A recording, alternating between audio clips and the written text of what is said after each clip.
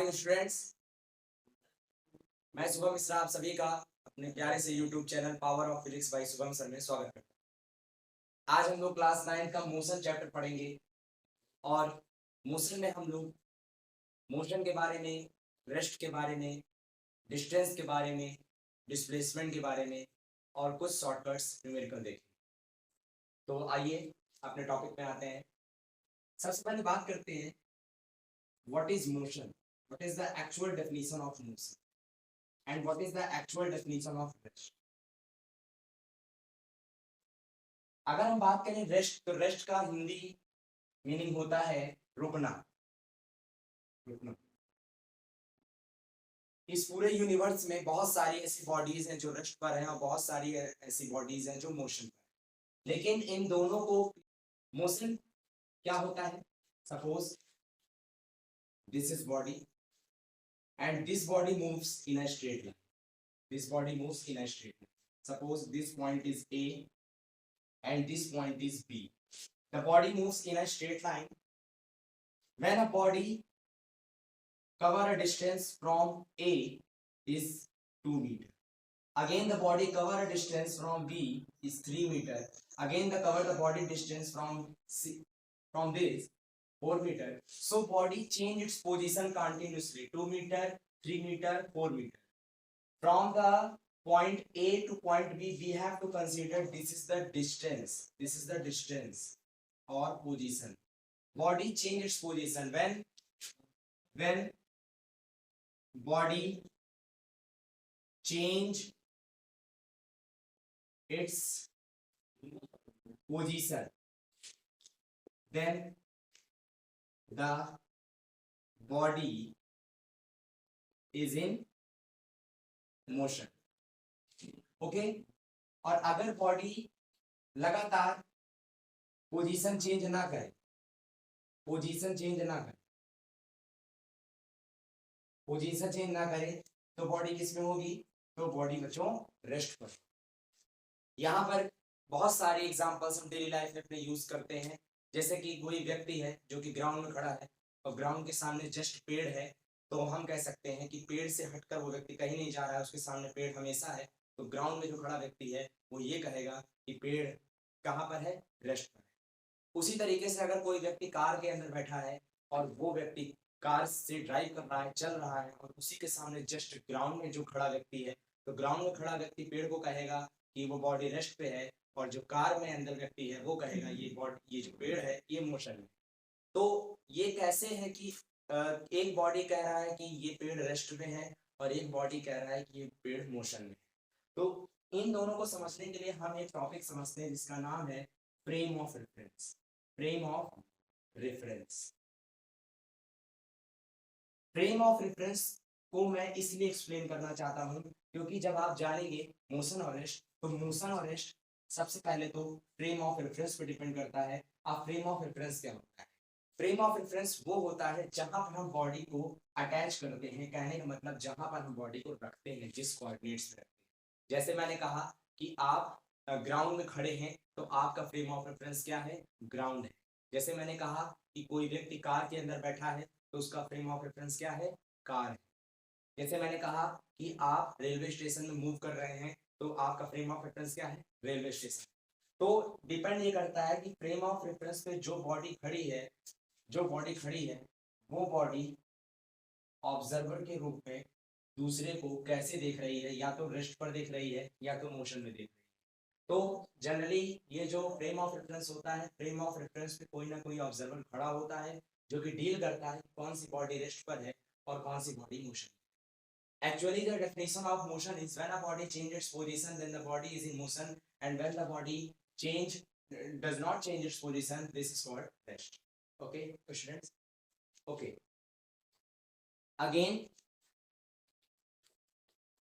the given topic is distance. What is distance? And displacement. The given topic is distance and displacement.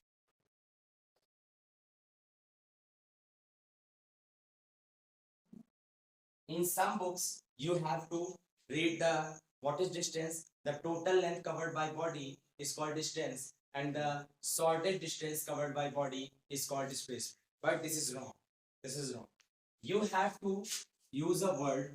You have to use a word for both the definition, length, not distance, not displacement. The clarification of length and the key of the length is written. Key of the length is defined by distance and the key of the length is defined by displacement. What is distance? Okay, the definition is the total length covered by body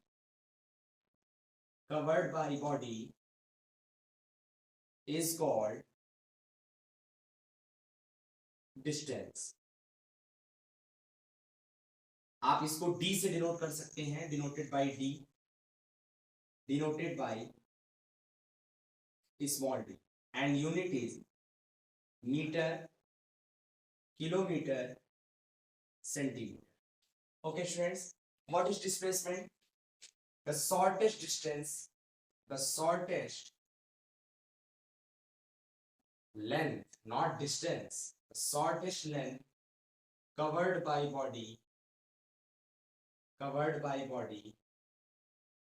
is called displacement. And the unit is same, meter, centimeter, kilometer. Okay students, यहाँ पर सबसे बड़ी बात यह है कि ये long length भी, अगर हम यहाँ पर लॉन्ग लेंथ बोले तो लॉन्ग लेंथ भी जो होती है वो डिस्टेंस. सपोज मैंने आपसे कहा कि एक एग्जांपल हम लेते हैं और एक एग्जांपल में सपोज करिए यहाँ पर एक बॉडी है और यहाँ पर एक बॉडी. इस बॉडी को A से B तक जाना है. ये बॉडी अभी यहाँ पर है और एक्चुअल में ये बॉडी यहाँ पर पहुंच चुकी है. लेकिन मैं डिफाइन करना चाहता हूँ कि इस बॉडी को जाने के लिए A से B तक कैसे कर्व की है, कैसे पाथ की जरूरत पड़ेगी. तो मैं आपके पास 3-4 पाथ बनाता हूँ. मैंने कहा कि ये बॉडी A से B तक जाने के लिए कुछ ऐसे चली, ऐसे चली, ऐसे चली, फिर ऐसे चली, फिर ऐसे चली, फिर ऐसे, और ऐसे जाने के बाद ऐसे. ठीक है. अगेन मैंने बताया कि ये बॉडी अगर A से B तक जाना चाहती है तो ये डायरेक्ट सीधा ऐसे. ठीक. तो आप जानिए कि ये पाथ हमारा 1 है और ये पाथ हमारा 2 है. अब इसमें आपको बताना है कि पाथ 1 डिस्टेंस है या पाथ 2 डिस्टेंस है या पाथ 2 डिस्टेंस है या पाथ 1 डिस्टेंस है. आप दोनों को बताना है. देखिए यहाँ पर एग्जांपल में समझना है, the total length covered by body is called distance. Total length मतलब कि जो लेंथ पूरी कवर की गई है वो डिस्टेंस है. लेकिन मैंने यहाँ पर एक ट्रिक बताया है आपको, लॉन्ग लेंथ कवर की गई है. जब आप लॉन्ग पाथ कवर करते हैं तो वो 100% आपका डिस्टेंस देता है, और जो आप शॉर्टेस्ट पाथ कवर करते हैं वो आपका डिस्प्लेसमेंट देता है. यहाँ पर देख रहे हैं बॉडी A से B तक जब गई है तो बॉडी ने लॉन्ग लेंथ कवर की है, तो 100% हम इसे बोल सकते हैं कि ये डिस्टेंस. और शॉर्टेस्ट लेंथ हम देख रहे हैं ये वाला कर्व कवर कर रहा है, कर्व 2, तो ये हमारा क्या है, डिस्टेंस. ओके स्टूडेंट्स, तो पहला डिफरेंस मिल गया कि the long length covered by body और total length covered by body is called distance.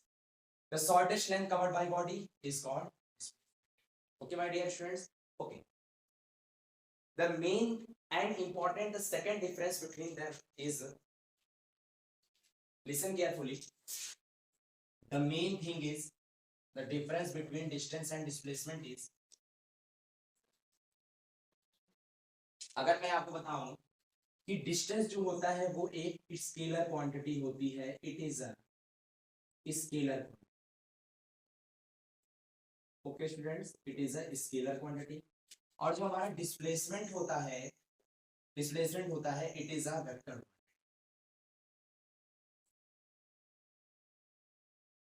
What is quantity? The amount of this quantity is called quantity. The amount मतलब कि distance का कितना अमाउंट है, आप कितना अमाउंट ले. जैसे कि मैंने कहा कि आपको क्या कहते हैं 100 किलोग्राम के हैं, तो आपका अमाउंट क्या है, 100 है. आपका यूनिट क्या है, किलोग्राम है. तो आप इसे क्वांटिटी बोल सकते हैं. कौन सी क्वांटिटी मेजर कर रहे हैं, आप मास को मेजर कर रहे हैं, तो ये क्वांटिटी है. अमाउंट होती है, इसको क्वांटिटी बोलते हैं. लेकिन हम बात करते हैं आप जनरली कोई भी बॉडी जब डिस्टेंस उसकी मेजर करते हैं तो क्या आप उसका डायरेक्शन लेते हैं? नहीं लेते हैं। आपको फर्क नहीं पड़ता कि what direction so on in the given question, only you have to take distance. आप डिस्टेंस हमेशा क्वांटिटी में लेते हैं, अमाउंट में लेते हैं, और जनरली हम फिजिक्स में उस क्वांटिटी को बोलते हैं बच्चों मैग्नीट्यूड। तो ऐसी क्वांटिटी जिसका सिर्फ और सिर्फ मैग्नीट्यूड होता है उसको हम लोग स्केलर क्वांटिटी बोलते हैं, और ऐसी क्वांटिटी जिसका मैग्नीट्यूड प्लस डायरेक्शन दोनों होता है उसको हम लोग वेक्टर क्वांटिटी बोलते हैं। ओके स्टूडेंट्स, यहां पर मैं ये कहना चाहता हूं कि अगर मैंने कहा कि डिस्प्लेसमेंट की बात करूं तो डिस्प्लेसमेंट में डायरेक्शंस होती हैं। पहले डायरेक्शन का नाम होता है इनिशियल पोजीशन और दूसरी डायरेक्शन का नाम होता है फाइनल पोजीशन। बट यहाँ पर डायरेक्शन की कोई बात नहीं होती, यहाँ पर डायरेक्शन की कोई बात नहीं होती है। तो डिस्टेंस की बात अगर करें तो ये एक स्केलर क्वांटिटी है, और डिस्प्लेसमेंट की बात करें तो ये वेक्टर क्वांटिटी है, क्योंकि ये डायरेक्शन डिस्प्लेसमेंट और मैग्नीट्यूड दोनों लेकर चलता है, और ये जो डिस्टेंस है ये सिर्फ और सिर्फ क्या कहते हैं मैग्नीट्यूड लेकर चलता है, इस वजह से स्केलर क्वांटिटी। ओके स्टूडेंट्स, अब यहाँ पर हम जानते हैं कि डिस्टेंस और डिस्प्लेसमेंट दोनों किस तरीके से वैलिड है, किस तरीके से एक दूसरे से रिलेशन करते हैं। देखिए डिस्टेंस जो होता है वो हमेशा पॉजिटिव होता है, जो डिस्टेंस होता है वो हमेशा पॉजिटिव होता है और कभी भी जीरो नहीं हो सकता। कभी भी ये डिस्टेंस जो होगा वो जीरो के इक्वल नहीं होता, कभी नहीं। उसी जगह जो डिस्प्लेसमेंट होता है, डिस्प्लेसमेंट पॉजिटिव भी हो सकता है, डिस्प्लेसमेंट निगेटिव भी हो सकता है, और डिस्प्लेसमेंट हमेशा क्या होगा, suppose we have to take a displacement by the symbol of x and it is a vector quantity, so the representation is vector of x is equal to 0। 0 भी हो सकता है। यहाँ पर जितनी भी वेक्टर क्वांटिटी है उनके सिंबल के ऊपर आप हमेशा वेक्टर लगाते हैं। जैसे मैंने कहा force, force is a vector quantity, so it represented over the symbol of vector sign. Arrow, arrow sign is the vector sign. Okay, suppose we have to take the displacement over the symbol of x, so the symbol of vector is arrow, arrow। okay, so this is the main difference between distance and displacement, and what is the main relation we have to take to some questions. What is the main relation, what is the main relation between distance and displacement, and displacement, you know distance जो होगा बच्चों represented by small d and the displacement is represented by x, so distance जो होगा वो हमेशा बड़ा होगा किससे, डिस्प्लेसमेंट से। डिस्टेंस डिस्प्लेसमेंट के इक्वल हो सकता है लेकिन डिस्टेंस कभी डिस्प्लेसमेंट से छोटा नहीं होगा, वो हमेशा बड़ा होगा। तो this is the main relation between distance and displacement. यहाँ से आपको डिस्टेंस और डिस्प्लेसमेंट की पूरी कहानी, पूरी स्टोरी मैंने बता दी है, लगभग आप पूरा कंप्लीट कर चुके हैं। अब हम कुछ न्यूमेरिकल्स लेते हैं और उस न्यूमेरिकल से हम डिस्टेंस और डिस्प्लेसमेंट को अच्छे से क्लैरिफाई कर पाएंगे। चलिए, एक इजी न्यूमेरिकल से हम टफ न्यूमेरिकल की ओर आगे बढ़ेंगे, और ये एक दो न्यूमेरिकल आपके 10 न्यूमेरिकल के बराबर होंगे। तो हम समझते हैं numerical number first. Suppose given we have to choose some figure. Suppose the body start from point P, okay, and complete one revolution, and again we have to reach the point P, and the curve is in circle, okay। अब point P है और यहाँ पर point suppose कर रहे हैं हमने R, ठीक है।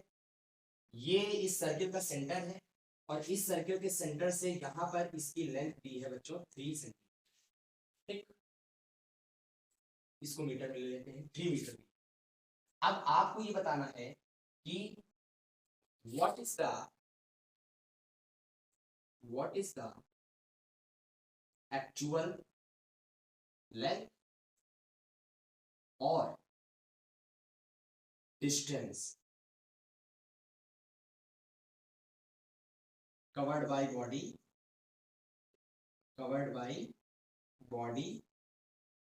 at point P। First point, second point, what is the displacement P to,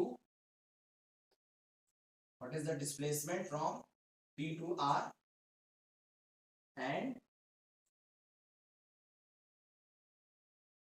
P to P।